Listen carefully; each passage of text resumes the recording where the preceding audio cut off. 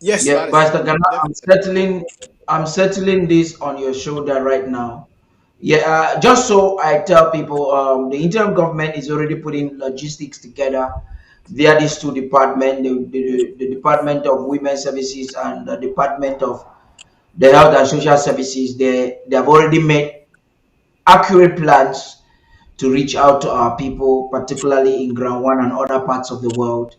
And that's what President Sako does every year. And it's quite important that we get to reiterate that. So we're talking about the President Sako restoring hope. The UNHCR has Christian the theme of this year as hope away from home.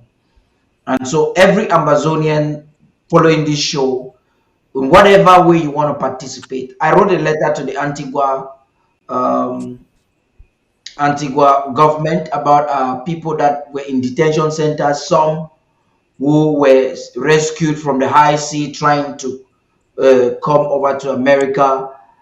And the Prime Minister of Antigua was not wanting to receive them.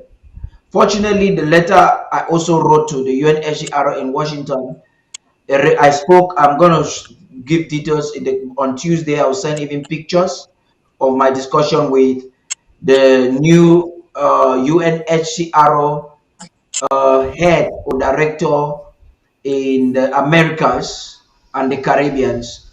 The lady met with me on, I think I told you about that, Dr. Tita. That was on Wednesday. Yes, Wednesday. I had a conversation. We have about 90 minutes, and we're talking. There's hope coming for refugees all around the world. So we had a conversation on what can be done because we're all refugees. I'm a victim, and I kind of feel the plight because what are some of these refugees going through? I went through, and I know what I went through. Fortunately, I had some knowledge, so I know how to fight. Think about those who don't know and they don't have that knowledge and they cannot fight, and they are faced with the same predicament.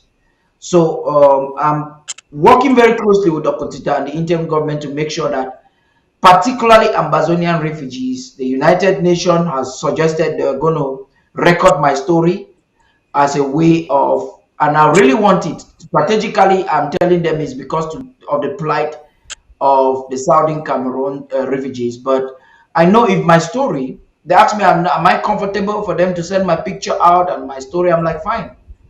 Because my story is going to help to expose what Cameroon is hiding about our people.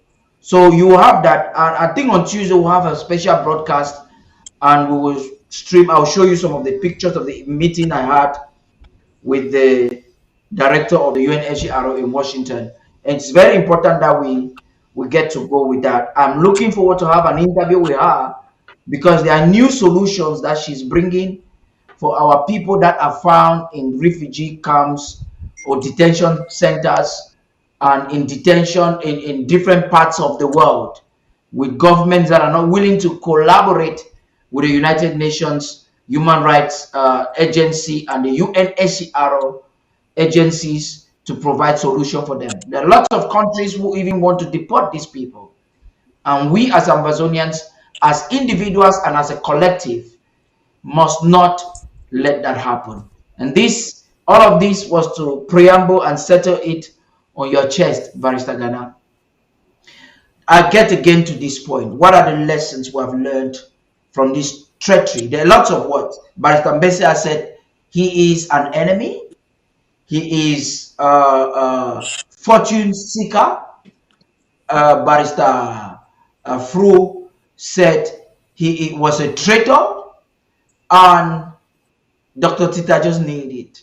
Now, I'd like you to talk very succinctly the lessons we Amazonians, as a government today, as individuals, as activists, as those who are having any political interest in the plight of the Southern Cameroons, what are the lessons we would have learned?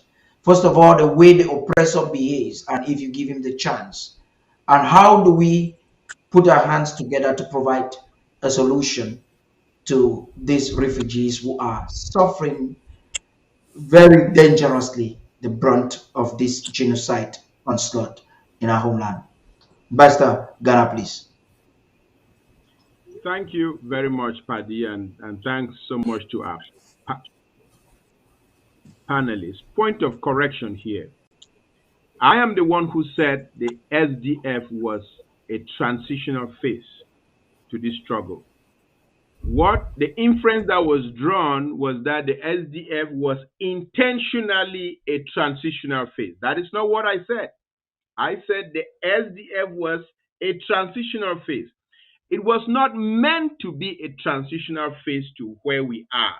But I would say it was a God sent lesson to us Ambazonians to educate us that our or the solution towards our emancipation was not to seek emancipation as part of Cameroon.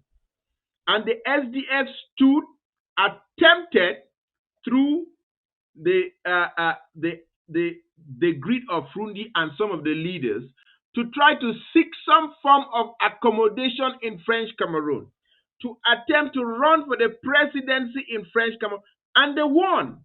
The SDF even won the majority votes in Quartier General. But what buckled the ability for them to take over power in that country and usher some form of change? I don't know what change they were trying to usher. The fact that we are not part of French Cameroon sovereignty.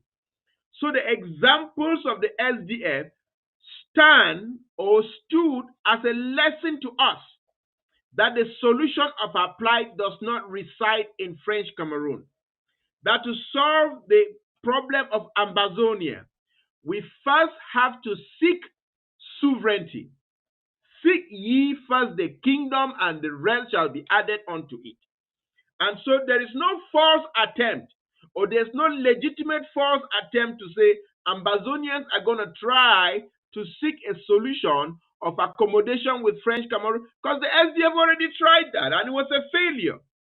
And La République and its alter ego France is going to do all it can to dribble Ambazonians if they ever attempt that kind of foolishness. Which brings us to the liberation struggle, where our struggle rightfully resides. And looking at SDF as an institution which is now a spent force points us to what the international community has redirected us to. And I will go back. The United States Senate in U.S. Senate Resolution 6884 has said there's no way you can solve this problem without addressing the root causes of it. Thibault Nagy has said there's no way you can solve the problem by the government of LRC trying to give us some sort of special status. Because when he looks at the problem of Canada, where Quebec being offered what we are being offered, Quebec would never accept it.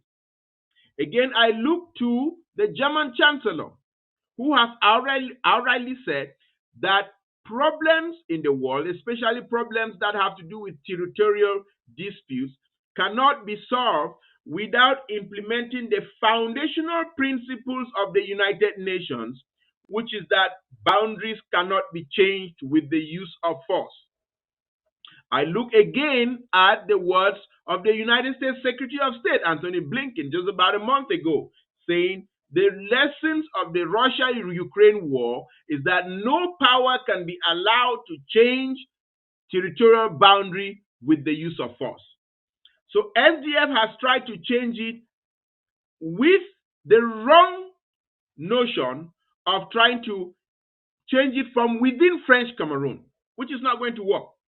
And all these examples of these international powers, of these international statesmen, of these international institutions, including the United States Senate Resolution 684, point to the fact that nobody is willing to come fight for Ambazonia. So, Ambazonia, if you want to do what is right for you, you have to fight for yourself, which brings us to where we are in this struggle.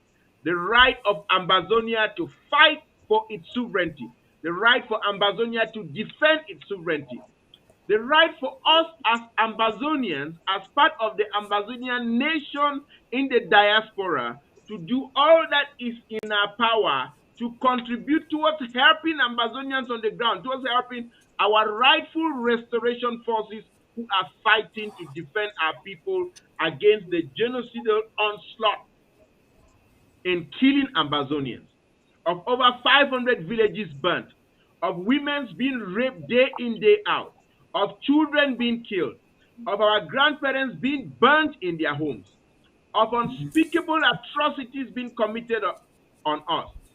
As was said in the video that was played by Dr. Tita there, of a woman escaping with a baby on the back and a bullet catching her first offspring, of all of these atrocities that have turned Ambazonia into a crime scene. So if you are listening, what is your role?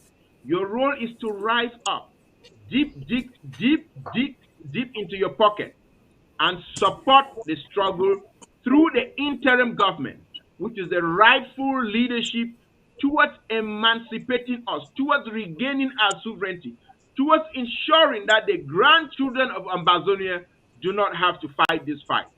And let's make no mistake. Let's not think any group that is formed or that has been formed to fight for Ambazonia can settle for less than our sovereignty. Let's not make the mistake to think that this generation is the only generation that can liberate Ambazonia. If we do not do it rightfully, generations down the line will do it.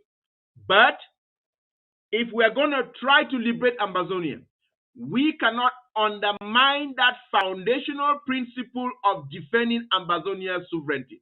We cannot undermine that foundational principles of allowing French Cameroun to try to change its borders by force. So Ambazonians, we've been left with Ambazonians on the ground have been left with no other option but the option of the AK-47 and explosive devices. If the international community wants to do the right thing, it knows what to do, as it tried to do in Ivory Coast, as it did in South Africa, as it went and attempted to do in Libya.